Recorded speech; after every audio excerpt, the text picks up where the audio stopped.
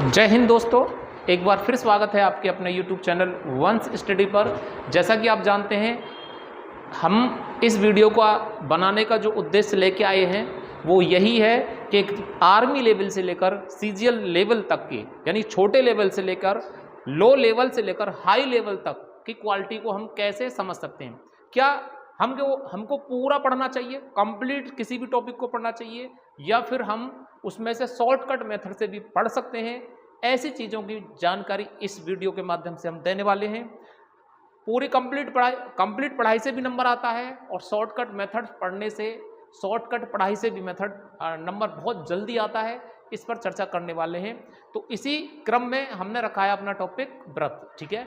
और व्रत पर हम आज आपको बताने वाले हैं व्रत से संबंधित और जुड़ी हुई जानकारी, ठीक है। जैसा कि मैंने आपको व्रत के बारे में बताया था, व्रत के बारे में समझाया था आपको। व्रत यानी कि सर्कल एक ऐसी चाप से घिरी हुई आकृति होती है, ठीक है, जो गोल होती है, ठीक है, ठीक है। उसमें सबसे बड़ी जीवा जो केंद्र से होकर जाती है, जो केंद्र से होकर जाने वाली जो स्पर्श रेखा होगी, जो आपके इस वाले बिंदु को इस वाले सेंटर से मिलाएगी, यहाँ से इसको यहाँ टच कराएगी, यहाँ से यहाँ करेगी, उसको क्या कहते हैं? जीवा कहते हैं। व्रत, ये व्रत की सबसे बड़ी जीवा होती है और इसे कॉर्ड बोला जाता है। क्या बोलते हैं? कॉर्ड। क्या बोल देते हैं? कॉर्ड। यहाँ दिखाई दे रहा, ठीक है। व्रत की सबसे बड़ी जीवा। अच्छा, व्रत के बारे में मैं यहाँ पर ज़्यादा चर्चा नहीं करूँगा, क्योंकि इससे पहले वाले वीडियो में इसके बारे में बता चुका हूँ और कुछ नॉर्मल क्वेश्चन करवा भी चुका हूँ, ठीक है। आइए, ये व्रत की सबसे बड़ी जीवा जो होती है वो केंद्र से होकर निकलती है और ये क्या कहलाती है? व्यास कहलाती है। क्या कहलाती है? व्यास। डायमीटर कहलाती है। और व्यास का जो आधा होता है वो अर्ध व्यास होता है। अर्ध व्यास यानी कि हम कह सकते हैं त्रिज्या होती है। क्या होती है? त्रिज्या। और त्रिज्या को आप आर से प्रदर्शित करते हैं। सीधा सीधा है, जो व्यास होता है, व्यास डायमीटर जो होता है वो त्रिज्या का दुगना होता है। और त्रिज्या हमने कितने ले रखी है? आर, तो आर का दुगना होगा, ठीक है। इसी क्रम में हमने वृत्त का क्षेत्रफल निकाला था। व्रत का क्षेत्रफल जो होता है, एरिया, वो क्या होता है बेटा? पाई आर स्क्वायर। इसको बनाना सिखाया था, पाई बनानी सिखाई थी और क्षेत्रफल बनाना सिखाया था इससे पहले वाले वीडियो में, ठीक है। व्रत की परिधि क्या होती है? व्रत की परिधि क्या होती है? सर्कुम्फेरेंस क्या होता है, ठीक है। तो इस 2 को पहले लगा दीजिए, 2 पाई आर। यानी हम ये कह सकते हैं, देखो ध्यान से देखें, आर और आर में 2 की गुणा हो रही है, यहाँ भी आर में 2 की गुणा हो रही है। तो आप देख सकते हैं कि ये व्यास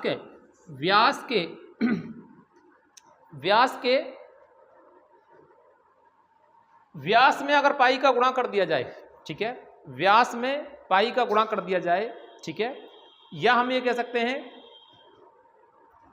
यहां पर एक बार इसको ऐसे नोट करो, 2r गुणा पाई, और ये क्या होता है? व्यास गुणा पाई। यानी व्यास का कितना गुना होती है? पाई गुना जो होता है वो व्रत की परिधि होती है, ठीक है। इसी क्रम में मैंने आपको एक सूत्र लिखवाया था। अगर किसी व्रत का व्यास, बहुत अच्छा सूत्र है, यहां से इसको याद रखेंगे। किसी व्रत का व्यास 1 है, ठीक है, तो उसकी परिधि कितनी आ जाएगी? परिधि, व्यास 1 रखेंगे यहां, तो 1 गुणा पाई यानी कि पाई आ जाएगा। तो उसकी परिधि कितनी बन जाएगी? परिधि पाई बन जाएगी। ये रेशो बनना स्टार्ट किया था, ठीक है। अगर किसी व्रत का व्यास 1 है तो परिधि बन जाएगी पाई, ठीक है। और आप इस क्रम में जानते हैं कि पाई का वैल्यू कितना होता है? 22/7। दिखाई दे रहा है? क्लियर है? कट तो नहीं रहा? तो यहां 7 को हटाने के लिए 7 का इधर मल्टीप्लाई कर दीजिए, तो ये इनका रेशो बन जाएगा 7:22। व्रत के व्यास और परिधि में जो रेशो होता है वो 7:22 होता है, ठीक है। इसी प्रकार किसी व्रत की व्यास, देखो यहां पर व्यास कितना निकल के आया? 7, ठीक है। तो आपसे पूछा जाएगा क्षेत्रफल कितना हो सकता है इसका? क्षेत्रफल कितना होगा, ठीक है। इसी के साथ क्षेत्रफल का भी आप रेशो आराम से निकाल सकते हैं। बोलो कोई दिक्कत?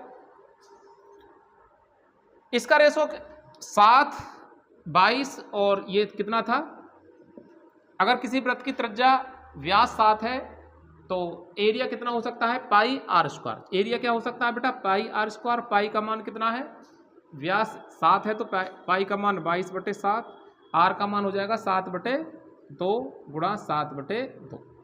व्यास जो होता है वो त्रिज्या का आधा होता है, सॉरी व्यास जो होता है त्रिज्या का दुगना होता है और त्रिज्या जो होगी व्यास की आधी होगी, तो व्यास का आधा यानी 7/2।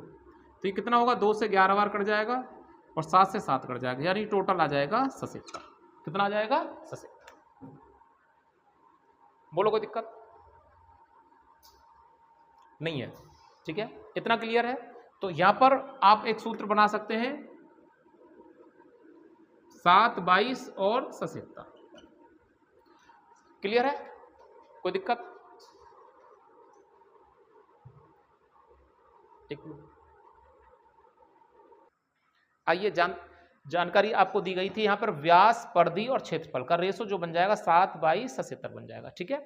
अब यहां पर एरिया आप इस तरह से भी निकाल सकते हैं, और एक चीज आपको याद रखनी है, जो व्यास का रेशो बनाया है आपने, ठीक है, और परिधि का रेशो बनाया है, बहुत ध्यान से सीखने वाली बात है, और ये क्षेत्रफल का जो रेशो बन के आया है वो 7, 22, 77 बन के आया, ठीक है, कोई दिक्कत? अब हमें क्या करना है, अगर इसी को त्रिज्या का रेशो बनाना पड़ जाए, त्रिज्या के साथ त्रिज्या, तो त्रिज्या क्या होगी, इसकी आधी हो जाएगी 7/2, और परिधि कितनी हो जाएगी और क्षेत्रफल कितना होगा, तो आप परिधि 22 है इसकी और क्षेत्रफल 77 है, तो ये रेशो बन के आएगा। इस 2 को सब में से हटा दीजिए बेटा, 2 से यहां गुणा करेंगे तो ये हो जाएगा 44 और ये हो जाएगा 154। तो जो तुम्हें याद रखना है बेटा, वो याद रखना है कि किसी वृत्त की त्रिज्या 7 है तो परिधि 44 होती है, क्षेत्रफल 154 होता है। अगर यही चीज आपसे पूछी जाए, किसी वृत्त का व्यास 7 है तो परिधि कितनी हो जाएगी, परिधि कितनी हो जाएगी, 22 हो जाएगी, और क्षेत्रफल कितना हो जाएगा, 77 हो जाएगा। ये रेशो आपको ध्यान रखते हुए आगे बढ़ना है। इस पर मैंने पहले वीडियो में, इससे पहले वीडियो में कुछ क्वेश्चन भी करवाए, नॉर्मल क्वेश्चन, ठीक है। आने वाले समय में एक से एक जो पैटर्न बन के आ रहा है नया एग्जामों में, नई दृष्टि से जो जितने भी प्रश्न निकल के आ रहे हैं, ठीक है, जितने भी क्वेश्चन निकल के आ रहे हैं वो सबको हम आराम से कर सकते हैं, कोई दिक्कत? आइए इसी से हम अब बात करेंगे अर्धवृत्त की। इसके बाद हम बात करने वाले हैं अर्धवृत्त की, सेमी सर्कल की बात करेंगे। अर्धवृत्त यानी सेमी सर्कल, पूरी आकृति का जो हाफ होता है वो अर्धवृत्त होता है। तो एक बात आपको यहां याद रखना है कि एक पॉइंट पर पूरा जो राउंड होता है वो 360 का होता है, और जब हम इसे हाफ करेंगे तो ये कितना हो जाएगा, कितना हो जाएगा, 180 डिग्री का रह जाएगा। कितना रह जाएगा, 180 डिग्री का। और उस बात को ध्यान रखना है आपको, एक एंगल इस तरह से बना दें कि परिधि पर बना कोण, परिधि पर बना कोण केंद्र पर बने कोण का कैसा होता है बेटा, आधा होता है, ठीक है।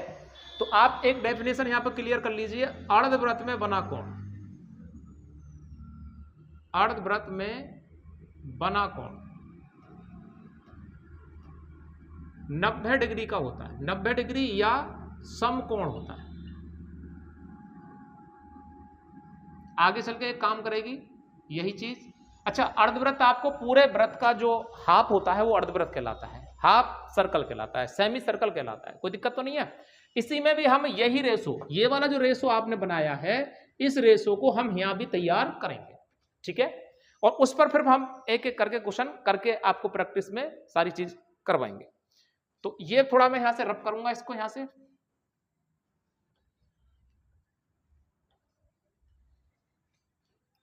तो पूरे वृत्त का क्षेत्रफल आपका पाई आर स्क्वायर था, तो अर्धवृत्त का क्षेत्रफल क्या होगा, अर्धवृत्त का क्षेत्रफल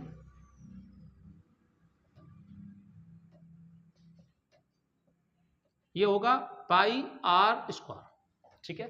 और हमें कितना चाहिए भाई, इसमें से ये पूरा 360 होता है, पूरा राउंड 360, पूरा राउंड 360 का, उसमें से चाहिए कितना, सिर्फ 180, आधा चाहिए 180। तो 180 से इसको डिवाइड करेंगे 1/2, यानी ये बनेगा पाई आर स्क्वायर गुणा 1/2, ठीक है। अर्धवृत्त की परिधि क्या होती है, वृत्त की परिधि, ये क्या होती है? ये होती है बेटा, पूरे वृत्त की परिधि थी 2 पाई आर थी, तो आधे वृत्त की हो जाएगी पाई आर। ये कितनी हो जाएगी यहां से यहां तक? पाई आर। तो ध्यान दें, ये त्रिज्या आर है, ये त्रिज्या आर है, और ये पूरा पाई आर है। पूरा 2 पाई आर है तो आधा पाई आर है। तो पाई आर तो ये हो जाएगा पूरा यहां से यहां तक का एरिया पाई आर, और ये आर इधर तो 2 आर और जुड़ जाएगा। ये अर्धवृत्त की परिधि होती है। ठीक है, बताओ कोई दिक्कत? अगर इसी में हम इसको संशोधन करें तो इसमें से आर आर कॉमन लिख लीजिए बेटा, और पाई प्लस का 2 हो जाएगा। और भी अगर संख्या में इस्तेमाल करना चाहें तो पाई का मान 22/7 होगा, 7 दूनी 14 और 22 ये हो जाएगा 36/7। अगर क्वेश्चन सॉल्व करने हैं तो 36/7 का प्रयोग करें, और सूत्र ही पूछा जा रहा है तो आप सिर्फ इतना बताएं कि अर्धवृत्त की परिधि पाई आर प्लस 2 होती है। पाई आर प्लस का 2r इंटू, या फिर ये होती है r इंटू पाई प्लस का 2, r इसमें से कॉमन लिया, इसी का रूप बन जाएगा 36/7 गुणा r, जब आपको क्वेश्चन सॉल्व करना हो। ठीक है, इसका रेशो मैं आपको बता दूं, अर्धवृत्त का रेशो अगर त्रिज्या आपकी 7 है, ठीक है, तो यहां पर आप निकाल सकते हैं। अगर मैं अर्धवृत्त की त्रिज्या यहां से यहां तक 7 ले रहा हूं तो इसकी परिधि निकल के आएगी कितना? 36 निकल के आएगी, और जो एरिया निकल के आएगा वो कितना निकल के आएगा? 77 निकल के आएगा।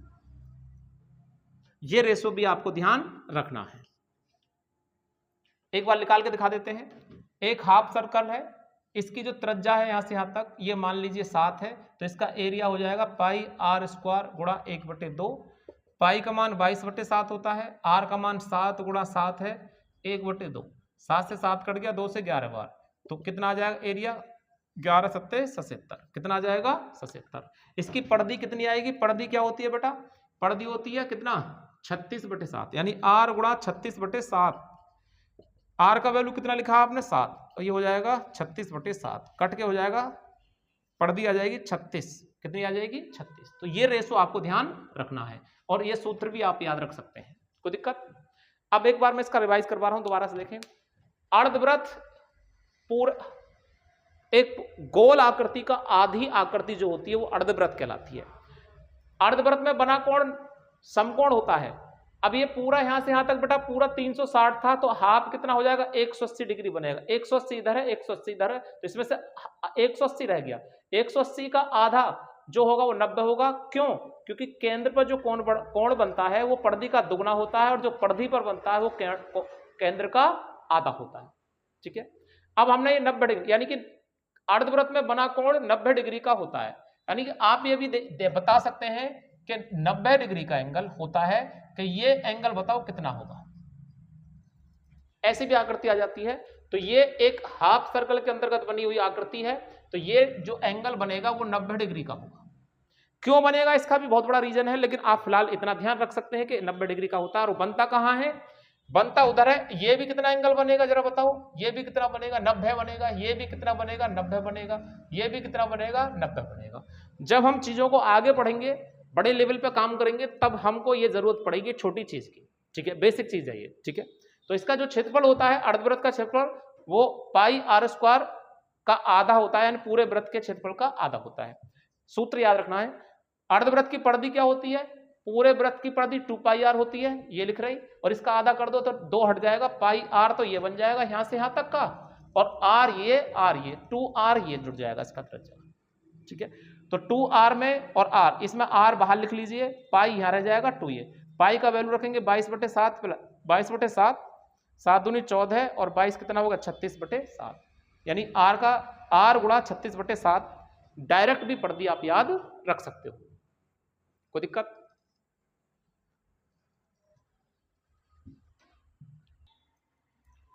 पूरा वृत्त हो गया, उसका हाफ हो गया। अब अर्धवृत्त का भी हाफ चेक करेंगे आप। ठीक है, उसे बोलते हैं चतुर्थांश। क्या बोलते हैं? चतुर्थांश।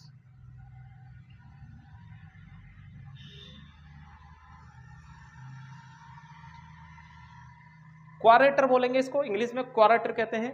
तो चतुर्थांश क्या होता है कि जो आधा वृत्त है, एक तो आपने पूरा सर्कल लिया बेटा, ध्यान दें, और आपने क्या कर दिया? आधा कर दिया, और आधे का भी आधा कर दिया। तो ये वाली जो आकृति बनेगी, ये वाली, आपको थोड़ा सा ये दिखा देता हूं पहले। ये जो आकृति है ये चतुर्थांश है, ठीक है। अब चतुर्थांश है तो ध्यान रखना है ये यहां से यहां तक की जो लाइन है, ठीक है, इसे O मान लीजिए केंद्र को, इसे A मानो, इसे B मानो, और ये आपकी त्रिज्या R रहेगी, केंद्र सेंटर से हाथ परिधि पर जा रही है, ये भी त्रिज्या R रहेगी और ये आपकी परिधि रहेगी, ठीक है। और इस यहां से यहां तक की जो दूरी है इसे ही चाप कह देते हैं। क्या कह देते हैं? चाप, इंग्लिश में आर्क कह देते हैं, ठीक है। और ये जो एरिया है ये कितने एंगल पे, अब कितना एंगल चाहिए उसको, अब उसको सिर्फ 90 डिग्री चाहिए। भाई ये पूरा 360 का था, आधा कर दिया तो 180 चाहिए, और उसका भी आधा कर दिया तो ये चाहिए आपको 90 डिग्री। कितना चाहिए? 90 डिग्री, ठीक है। तो ये एरिया क्या होगा, तो ये जो सेक्टर, ये जो होता है यहाँ पर, ये जो एरिया है इसे त्रिज्या खंड कहते हैं। क्या कहते हैं? मैं साफ साफ यहाँ पर लिख देते हैं, त्रिज्या खंड, बाइसेक्टर, त्रिज्या खंड, बाइसेक्टर बोले, ठीक है। तो इसी के बारे में मैं जानकारी लास्ट दूंगा, उसके बाद फिर आपके सारे क्वेश्चन बनने स्टार्ट हो जाएंगे। क्वेश्चनों की सीरीज, व्रत की सीरीज आपको जो पेपर में पूछी गई है वो लगातार मिलती रहेगी, ठीक है। सूत्र सीखना है तो आप इस वीडियो को जरूर देखें, ठीक है। अब आपको क्या करना है, चतुर्थांश का क्षेत्रफल कैसे निकालें, का क्षेत्रफल, पूरे व्रत का क्षेत्रफल होता था pi R square, pi R square. आधे व्रत के लिए क्या किया था आपने, थीटा बटे 360 में से आधे के लिए कितना लिया था आपने, 180 लिया था। कितना लिया था? 180। अब हमें कितना लेना है, सिर्फ 90 लेना, 90 डिग्री, ठीक है। 0 से 0 कट गया, 9 एकम 9, 9 चौक 36। हम ये कह सकते हैं कि जो कोऑर्डिनेट होता है कि 4 हिस्से होते हैं एक व्रत के, 1 2 3 4, 4 में से एक हिस्सा आपसे पूछा जा रहा है, ठीक है। तो उस एक हिस्से के लिए क्या करने वाले, आधे के लिए आधा कर दिया और चौथाई हिस्से के लिए 1/4 कर दिया। और इसमें से अगर हमसे पूछा जाए 1 2, 2 हिस्से पूछे जाए तो 1/2 कर दो, 3 हिस्से पूछे जाए 1 2 3 तो 3/4 करें, और एक ही हिस्सा पूछा जा रहा तो 1/4 करें। समझ गए मेरी बात को? थोड़ा जल्दी बोल गया, ठीक है। तो पाई आर स्क्वायर पूरे व्रत का क्षेत्रफल होता है, इसमें एक हिस्सा चाहिए उसको। कितने हिस्से होते हैं व्रत के? 4, 4 में से एक हिस्सा चाहिए तो 1/4, ठीक है। चतुर्थांश की परिधि भी निकालें बेटा, चतुर्थांश की परिधि दिखाई दे रहा है? परिधि क्या होती है? पूरे व्रत की परिधि 2 पाई आर होती थी, ये लिखा हुआ है यहां पर, ठीक है। और आधे व्रत की परिधि कितना हो गया? पाई आर। तो इस व्रत की परिधि कितना हो गया? 2 पाई आर का कर देंगे बेटा 1/4, क्योंकि चौथा हिस्सा चाहिए, ठीक है। और प्लस कर देंगे ये वाली त्रिज्या और ये वाली त्रिज्या, यानी ये जो हिस्सा है वो 2 पाई आर, पूरे व्रत की परिधि होती है 2 पाई आर, और उसका एक हिस्सा चाहिए 1/, और वो कितने में से? 4 हिस्से में से। भाई ये 90 डिग्री चाहिए ना, तो 9 चौक 36, 360 बैठता कि नहीं बैठता, ठीक है। तो 360 में से कितना हिस्सा चाहिए? 360 में से चाहिए सिर्फ 90 डिग्री, मतलब 1/4 चाहिए। 360 में से आपसे आधा चाहिए तो 180 निकालना पड़ेगा, ठीक है। इस तरह से आपको फॉर्मूला यूज करना है। तो कितना होगा बेटा? 2 पाई आर पूरे व्रत की परिधि, तो और इसका 1/4 करेंगे तो ये चतुर्थांश की परिधि आ जाएगी, और इसमें r और जोड़ दीजिए, 2r बनेगा। तो आप देखेंगे 2 से 2 कट गया, ये बन जाएगा कितना? पाई r/2 प्लस का 2r। सही है जी, कोई दिक्कत नहीं है। अब हम क्या कर सकते हैं, इसका थोड़ा संशोधन कर सकते हैं। इसमें r है, इसमें r है, ठीक है। तो आप क्या करेंगे, इसमें से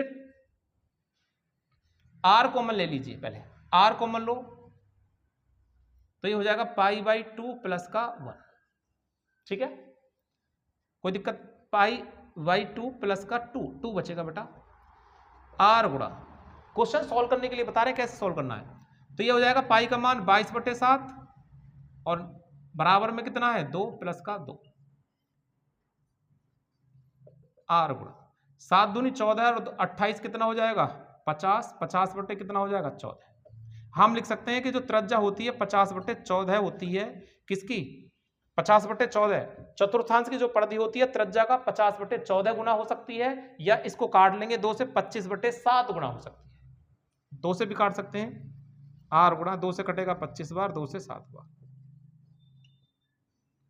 परिधि, चतुर्थांश की परिधि आपको निकालनी है। सॉल्व करने के लिए ये याद रखना है, ठीक है। और जो परिधि होती है पाई आर बाई 2 प्लस का 2r। बोलो कोई दिक्कत नहीं है।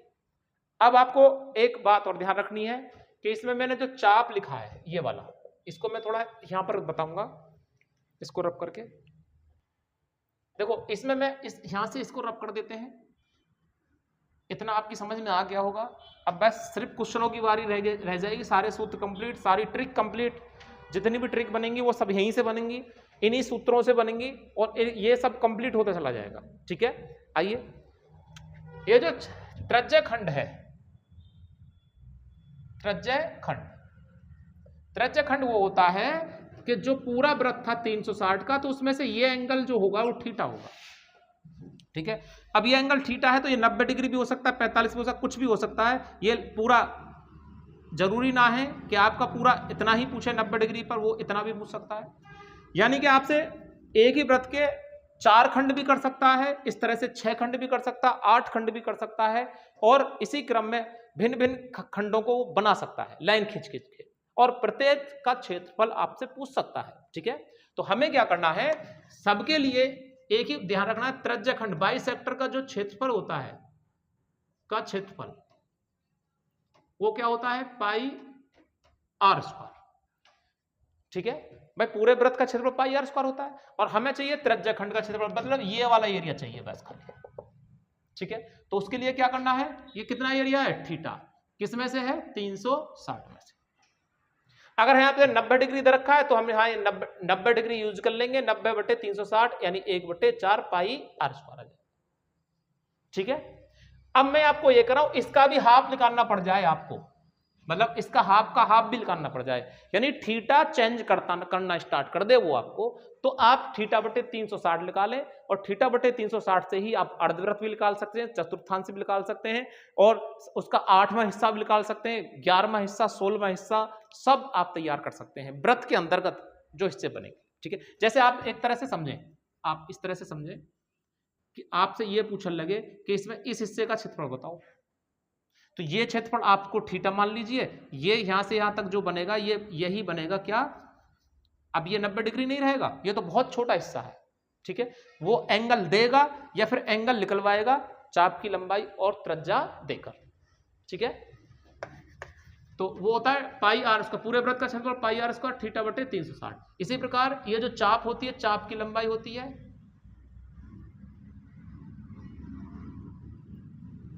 लेंथ जो होती है वो क्या होती है, पूरे वृत्त की परिधि 2 पाई आर होती है, और ये θ/360।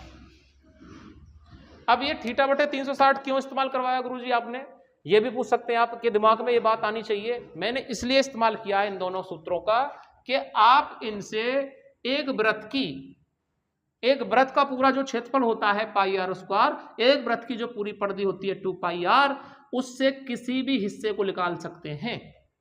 वृत्त के अंतर्गत हाफ हिस्सा हो गया, मतलब आधा वृत्त चाहिए, तो आप यहां से आधा का मतलब यह है पूरा 360, तो 180 रखेंगे, 180/360 आप बताएंगे 1/2 पाई आर स्क्वायर, मतलब अर्धवृत्त है क्षेत्रफल के अंतर्गत।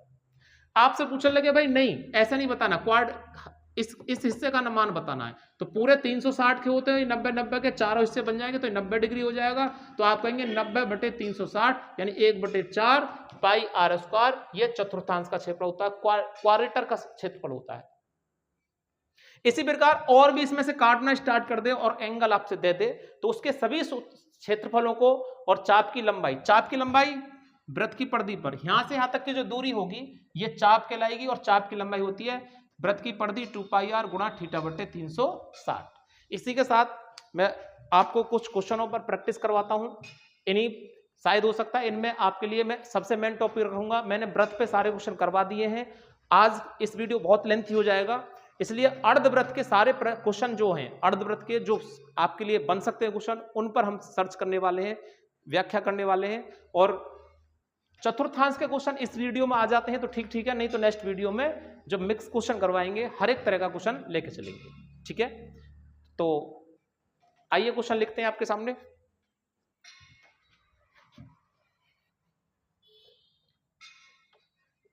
यहां पर 1 मिनट के लिए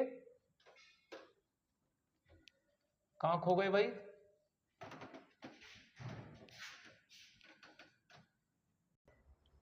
आइए स्टार्ट करते हैं।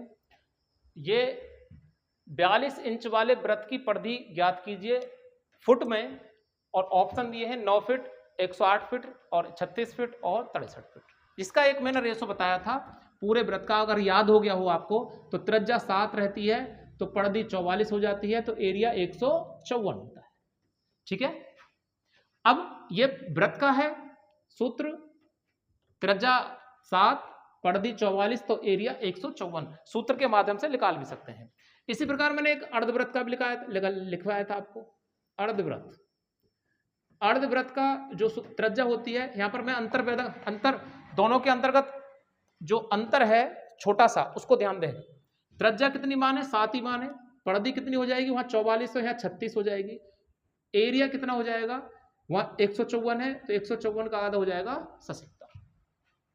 ये रेशो आपको ध्यान रखने चाहिए। ये वीडियो में मैंने आपको बनाने सिखाए हैं, प्रत्येक वीडियो में। तीसरी वीडियो है, 2 वीडियो पहले इससे पहले आई, उसमें आपको ये सब चीज बनानी सिखाई थी। ठीक है, आपको क्या करना है, यहां पर कह रहा है 42 इंच वाले वृत्त, तो आपको ये याद रखना है ये वृत्त है कि अर्धवृत्त है, ये ध्यान देना है। ठीक है, यहां पर एक मिस्टेक है, 42 इंच वाले, इंच व्यास वाला, बेटा यहां पर, यहां थोड़ा सा चेंज कर लीजिए आप, अपनी इस लाइन को पहले बढ़ा लीजिए। 42 इंच व्यास वाले वृत्त की परिधि ज्ञात करें, जब आएगा सही है। 42 इंच व्यास वाले वृत्त की परिधि ज्ञात करें, फुट में बताना है। ठीक है, तो आप मुझे बताओ इसके जो व्यास है वो कितना दे रखा बेटा? 42, तो इसकी रेडियस कितनी हो जाएगी? त्रिज्या कितनी हो जाएगी? त्रिज्या कितनी हो जाएगी? 21 हो जाएगी, 21 इंच। जैसा कि आप जानते हैं त्रिज्या जो होती है व्यास की आधी होती है। ठीक है, अरे पूरा व्यास होता है, ये पूरा 42 दे रखा है इंच में, तो त्रिज्या कितनी हो जाएगी? 21 हो जाएगी यहां से यहां तक। तो यहां पर हमारी त्रिज्या कितनी है? 7, और इसकी त्रिज्या कितनी है? 21। तो 7 से कितना गुणा फालतू है? 7 का वैल्यू 21 है, तो 1 का वैल्यू कितना आ जाएगा? 3। 3 से इसमें गुणा करें, 3 चौक 12, 3 चौक 12 और 1 13, 138 हो जाएगा। ठीक है, और ये कितना हो जाएगा? इसमें कैसे गुणा करेंगे? इसमें 3 की गुणा की, इसमें भी 3 की गुणा की। क्षेत्रफल में क्या करते हैं? 3 का वर्ग 9 की गुणा करेंगे, 9 चौक 36, 9 पंजे 45 और 3 48, 9 एकम 9 और 4 13, क्षेत्रफल आ जाएगा 1386। तो इसमें से पूछ रहा था आपको कि वृत्त परिधि बतानी है, तो परिधि कितनी आई आपके पास? 138 आई, और ये 138 जो आई है, 138 क्या आई भाई? इंच में आई है। ठीक है, अब हमको क्या करना है, जो 1 इंच होता है, सॉरी 1 फुट किसके बराबर होता है? 12 इंच के बराबर होता है 1 फुट।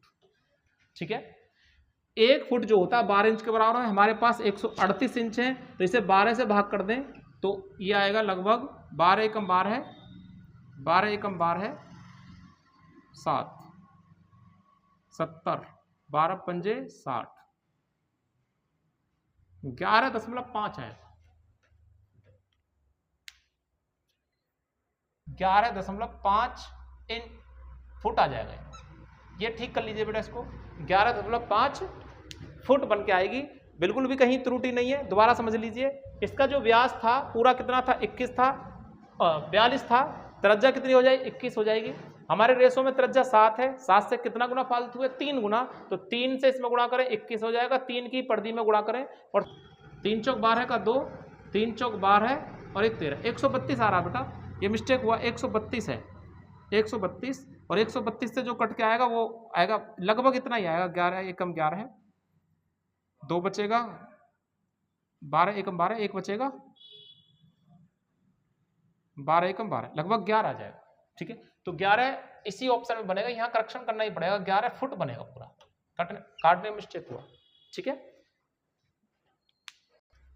आइए जानते हैं,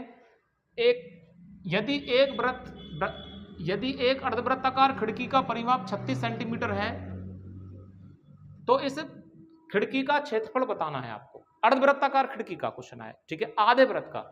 तो जैसा कि आप जानते हैं अर्धवृत्त का जो परिमाप होता है, अर्धवृत्त का जो मैंने अभी रेशो बताया था, त्रिज्या 7 है तो परिधि कितनी होगी 36 होगी और एरिया हो जाएगा कितना 77।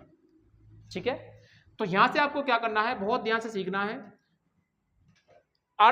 एक खिड़की का जो परिमाप है वो कितना दे रखा है 36 दे रखा है। परिमाप कितना दे रखा है 36, यानी परिधि कितनी दे रखी है 36 दे रखी है। परिमाप का अर्थ ही परिधि होता है, परिधि बोल दो या परिमाप बोल दो एक ही बात है। यहाँ 36 दे रखा है, हमारे पास कितनी है, हमारे पास इसका जो परिधि है वो कितना है 36। 36 से 36 कितना गुना फालतू, यानी 36 का वैल्यू 36 है तो 1 का वैल्यू 1 आएगा, यानी 1 का इसमें गुणा करेंगे तो 7 ही आएगा, इसमें गुणा करेंगे 1 का तो 36 आएगा, 1 का वर्ग कितना होता है 1 ही होता है, 1 का इसमें गुणा करेंगे तो 77 आएगा। तो हमारा एरिया कितना आ जाएगा 77 सेंटीमीटर स्क्वायर आ जाएगा, यानी कि ऑप्शन ए बिल्कुल इसका ठीक आंसर है। ठीक है, एक बात और, इसको अगर हम एरिया के हिसाब से निकाल के देखें, पाई आर स्क्वायर 1/2 होता है।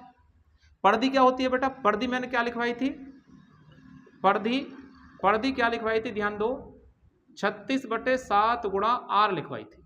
ठीक है, और इसकी परिधि कितनी दी है यहाँ पर 36 दे रखी है। ये दूसरा मेथड है, यहाँ से आगे 36/7 गुणा आर, 36 से 36 कट जाएगा तो 7 एकम 7, यानी इसकी त्रिज्या कितनी आ जाएगी 7।